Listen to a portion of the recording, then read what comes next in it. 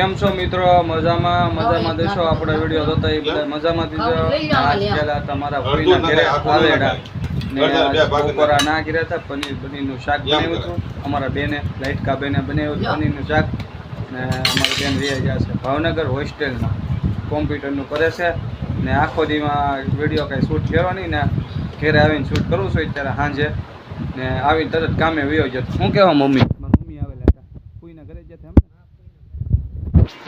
ફૂઈના ઘરે જતા મારા મમ્મીને કાંઈ પનીરનું શાક કાંઈ જમવાનું હતું નહીં, એમાં ડુંગળી નાખેલી હોય એટલે કાંઈ ખાય નહીં ને એક ટાણું એને સાંજે કરવાનું હોય દેશામાનું હોય ને ને આપણું દૂધ આવી ગયું છે પ્રસાદી દેશામાન.